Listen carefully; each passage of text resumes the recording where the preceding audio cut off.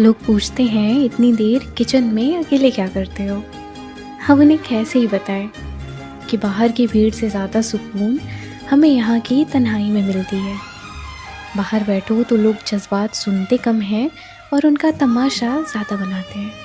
पर यहाँ यहाँ कोई जज नहीं करता। यहाँ दिमाग का शोर थोड़ा थम जाता है। यहाँ हम सिर्फ खाना नहीं बनाते, बिखरे हुए खुद को फिर से समेटते हैं। कुछ घाव किचन की खामोशी में ही भरते हैं, क्योंकि यहाँ हमें किसी